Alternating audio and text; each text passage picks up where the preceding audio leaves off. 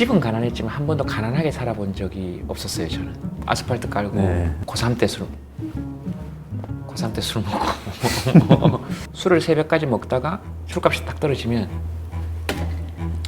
오늘 저녁까지 먹고 있어. 그리고 아침 새벽 시장 나가서 일했어요. 하루 일하고 돌아오면 애들이 거기서 이제 잠도 자고 술 먹고 있으면 다시 그 돈 들고 가가지고 술 먹고 술값 내고. 그러면 또 다른 애가 또 뭐 어디 한 달 갔다 오면 또 그걸로 술 먹고.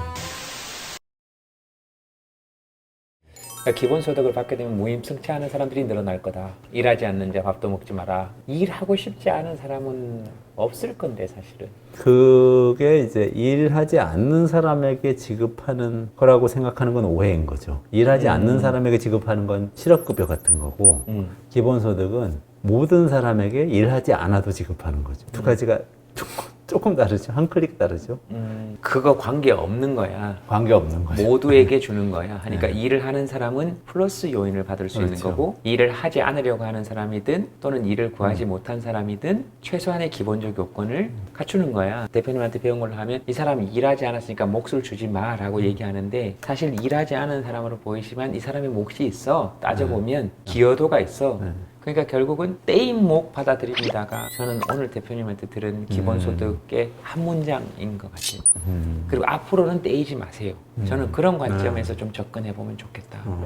소득 분배 구조라는 게 본질적으로 부조리해요. 왜 그러냐면 사람이 소비하는 거는 소비하는 액수는 나이가 들면서 큰 변화가 없습니다. 보통 그래프가 이렇게 돼요. 어릴 때는 요 정도 있다가 쭉 올라가다가 살짝 꺾여서 노년기엔 좀 덜 쓰면서. 소득은 어떠냐면 어릴 때는 계속 0이에요. 0이다가 쫙 쏘서 잠깐 이렇게 치솟았다가 뚝 떨어져서 다시 0. 한 사람의 생애를 딱 놓고 봤을 때 소득이라는 걸 갖고만 봐도 부조리예요. 소득이 높은 구간이 전체 인생으로 봤을 때 절반 안 돼요. 사회 전체적으로 합산하면 결국은 이제 사회에서의 흑자 구간, 적자 구간이 나오는 건데, 이걸 통계청에서 주기적으로 발표를 하거든요. 한 29세 정도부터 59세 사이가 흑자 구간입니다. 근데 이제 노년기가 되면 59세 이후에는 당연히 마이너스고 낭떠러지에서 뛰어내리는 거거든요, 그냥.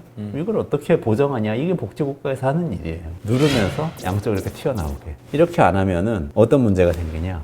이 높이 치솟은 산이 똑같이 산이 치솟은 것처럼 보이지만 이 안에서 불평등이 있거든요. 소득이 많은 사람이 있고 적은 사람이 있어요. 소득이 높았던 사람들은 개인적으로 저축해가지고 나중에 쓰겠죠. 소득이 낮았던 사람들은 굶어 죽으라는 얘기가 되기 때문에 사회가 유지될 수가 없어요. 그래서 복지제도가 있는 것이고 양쪽으로 분배하는 거죠. 그거를 가장 효과적으로 할 수 있는 방법이 사실 기본소득이라는 거예요. 기본적인 선분배를 하자. 먼저 분배를 하면은 사람이 안정감이 생긴다. 이게 생기면은 뭐가 가능하냐 하면 건물 경비에서 한 달에 200만 원씩 벌어야만 내 노후가 보장되는 것이다라고 생각하는 분들이 줄어들게 돼요. 이거 어떤 효과가 있냐? 나는 일주일에 40시간 동안 일을 하는 일자리는 나를 위한 그런 일자리가 없을 뿐더러 있다고 하더라도 거기 가서 일할 만한 건강이 안 돼. 그렇지만 일주일에 10시간 일할 수 있는 일자리가 있다면 기꺼이 가서 일할 수 있을 것 같아.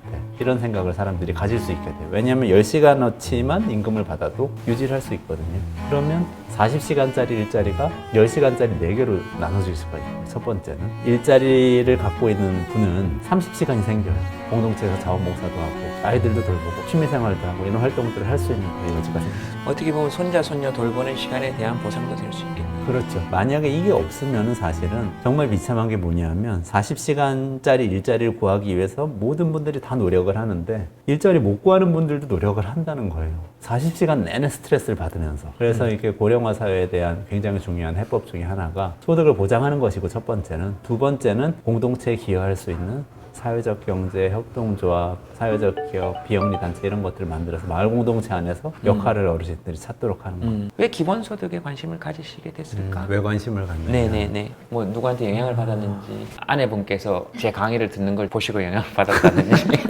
되게 잘 비웃으시네요.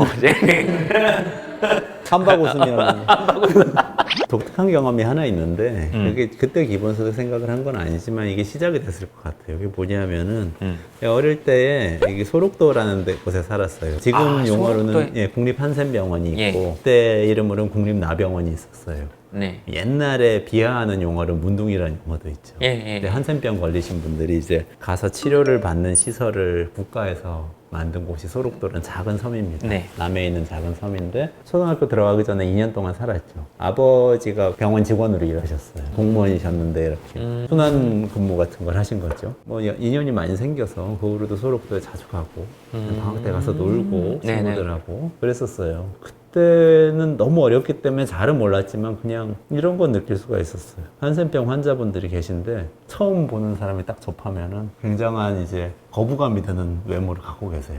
코가 없으신 분도 계시고 귀가 없으신 분도 계시고 피부가 굉장히 좀 화상 입은 것처럼 그런 분들도 계시고 그러기 때문에. 근데 이제 뭐 어려서 뭐 아무것도 모르니까. 근데 그분들 똑같아요. 아이고 언제 왔네 귀엽네 뭐 이러고. 저는 성당 다녔는데 어릴 때부터 성당 가면은 다 이렇게 기도해 주시고. 한 번도 한센병 환자를 접하지 않은 분들은 특히 이제 그 당시에는 한센병 환자들이 어떻게 사는지 전혀 몰랐을 거예요. 근데 제가 볼 때는 모든 면에서 거의 비슷한 거예요. 소록도에 살고 있는 한센병 환자들은 종교 활동하시고 자원봉사도 하시고 취미생활도 하시고 한 가지 결정적인 다른 점 때문에 이분들은 사회로 올 수가 없는데 일반적인 사회에서 요구하는 노동 능력이 없죠. 직장에 취업해서 일할 수가 없죠. 다른 분들이 일하기 싫어하시는 문제도 있고 또 이제 신체적인 결함 때문에 노동을 하기가 어려운 부분도 있고 근데 그 섬에서는 어떻게 그렇게 잘 사시냐 굉장히 단순한데 모든 게 다 보장됩니다. 주거도 보장되고 소득도 일부 보장되고 식비도 보장되고 병원이기 때문에 의료도 보장돼요. 소록도란 섬은 섬 전체가 병원 관할 안에 있고요. 섬에 살고 있는 모든 사람들은 병원장의 관할 안에 있어요. 환자로 입원을 하게 되면은 집이 주어지고 식사도 제공되고 치료도 제공 다 되는 거예요. 그러니까 이분들은 노동을 해서 돈을 벌어야 되겠다는 생각이 없지만 그럼에도 불구하고 또 일을 하세요. 소일로 밭일 해가지고 나온 소출물 팔기도 하고 약간의 허드렛 일 같은 일거리들이 많이 나와요. 그 병원에서도. 그런 것들 가서 또 일당 받고 일도 하시고 이런 여러 가지 활동들을 하시고 교회 가서 자원봉사 하시고 절에 가서 종교활동 하시고 다 하시는 거예요. 어떻게 가능한지? 사람이 일자리가 없으면은 다 게을러져서 나태해지고 마약 중독자들처럼 살아가게 될 거다라고 말씀하시는 분들은 이런 세계를 보지 않으셨을 거예요. 저는 사람이 고용돼서 시키는 대로 노동을 하지 않고 모든 게 다 보장돼도 다 정상적으로 산다는 걸 본 거예요. 어떤 의미에서. 나중에 생각하면 생각할수록 그게 더 생각이 나더라고요. 그러니까 저는 이게 기본소득제를 도입하면 사람들이 다 게을러지고 뭐 이상하게 집에 틀어박혀서 히키코모리가 되고 이런 생각이 되게 이상하게 들려요. 안 그렇거든요, 실제로. 한센병 환자면 아주 극단적인 어려움에 처해 있는 분들인데 그분들에게 모든 걸 보장해 줬을 때 그분들은 그냥 정상적으로 살아가요. 그러니까 이런 이제 경험이 하나 있어요. 지금 생각에 영향을 많이 끼쳤을 거라고 생각합니다. 그때 물론 그런 개념 전혀 없었죠. 또 한 가지는 이제 소득 자체에 대한 생각인데 그 IMF 구제금융 때 제가 기자 생활을 하고 있었는데 되게 충격적인 경험을 많이 했어요. 수습 기자들 경찰서 돌아다니면서 이렇게 사건 취재하고 그래요. 그 선배 기자들이 막 연락해가지고 엄청 괴롭혀요. 새벽 4시에 경찰서 가가지고 무슨 사건 없냐고 알아보라고 그러고 매일매일 새벽마다 경찰서 다니는 게 일이었는데 새벽 4시부터 밤 1시, 뭐 2시까지 막 다니죠. IMF 구제금융 사태가 딱 터지니까 그때 딱 제가 수습 기자였거든요. 그러니까 뭐 이틀이 멀다 하고 자살 사건이 막 생기는 거예요. 그 사건들은 다 IMF형 자살이라고 기록돼 있어요. 경찰의 사건 대장. 사건 대장이 네, 사건 대장이 이렇게 써져 있어요. 가장이 해고를 당해서 그걸 비관해서 목숨을 끊었다. 뭐 이렇게 써져 있는다거나 자식들이 갑자기 다 해고당하니까 노모가 돌아가신 이것도 자살 사건이에요. 이런 것들을 보니까 다 IMF 구제금융 사태는 많은 사람들에게 그냥 은행이 망하고 이런 걸로 기억되지만 저는 이제 사건 대장의 사건들로 기억이 되거든요. 너무 충격적인 사건인데 그게 본질이 뭘까라고 생각했을 때 그거 저는한테는 소득이었어요. 근데 정부에서는 그렇게 생각을 별로 안 하는 것 같더라고요. 정부는 계속 일자리 만들어야 된다고 그때 경제 살리자 일자리 만들자 그런 얘기를 많이 했는데 실제 사람들에게 중요한 거는 나는 이제 안정적인 소득을 볼 수가 없어. 지출은 똑같이 나가야 되는 게 많아. 내가 부양하고 있는 가족들이나 이 사람들을 건사할 수가 없고 같이 죽자. 이렇게 돼버리는 사건을 너무 많이 봤거든요. 소득이 굉장히 중요한 거예요. 소득의 안정성이란 게. 이거는 그냥 우리가 추상적으로 생각하는 경제 살리기 이런 거하고는 좀 다른 차원에서 그것도 굉장히 큰 영향을 받은 것 같아요. 그 두 가지를 조합해서 제도적으로 구현할 수 있는 방법이 뭔지를 사실은 많이 생각을 했죠. 옛날에 여러 가지 뭐 제도들에 대해서 연구를 했는데 뭐 EITC라고 근로장려세제라는 것도 있고 더 거슬러 올라가면 지금 우리가 많이 얘기했던 고용보험 제도라든지 이런 것도 막 들여다보고 그랬었는데 기본소득 제도는 그냥 만났는데 보는 순간에 아 이게 가장 효율적인 해결책이겠구나 하는 생각이 딱 든 거죠. 도구로서. 그래서 여기 관심을 갖게 된 것 같아요. 그 관심을 갖고 있던 차에 2016년에 알파고가 한국에 와가지고 이세돌 기사하고 대국을 딱 하고 나서 갑자기 많은 사람들이 인공지능 때문에 내 일자리가 없어질 것 같아 이런 생각을 갑자기 하시면서 관심을 가지시더라고요. 그때부터 본격적으로 좀 연구를 했죠. 이 시기가 오기 전부터 이미 기본소득에 대해서 생각을 또 많이 했네요. 그죠? 집은 가난했지만 한 번도 가난하게 살아본 적이 없었어요. 저는 제가 일을 해서 아스팔트 깔고 고3 때 술 먹고 그러면서 술을 새벽까지 먹다가 정말 그런 적도 있었어요. 새벽까지 먹다가 술값이 딱 떨어지면 오늘 저녁까지 먹고 있어. 그리고 아침 새벽 시장 나가서 일했어요. 그 하루 일하고 돌아오면 애들이 거기서 이제 잠도 자고 술 먹고 있으면 다시 그 돈 들고 가지고 술 먹고 술값 내고 그러면 또 다른 애가 또 뭐 어디 한 달 갔다 오면 또 근데 그게 지금 생각해 보면 우리 때 사회가 만들어 놓은 혜택을 받은 거예요. 사실 우리 때 사회가 만들어 놓은 기본소득인 거예요. 그게.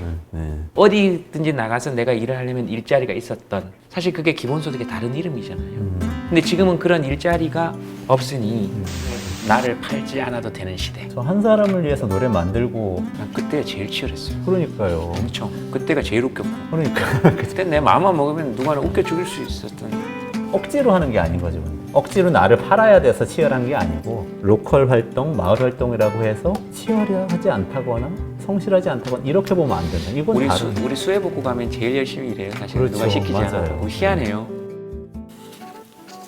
영상 재밌게 보셨습니까? 책에는 훨씬 더 한 땀 한 땀 이렇게 뜨개질하듯이 떠서 재밌고 알찬 내용들 담았습니다. 킥킥거리면서 보실 수 있을 거예요. 근데 내용도 좋고 진짜요. 함께 읽어보시죠. 컨셉 아니고 진짜 뜨는 겁니다.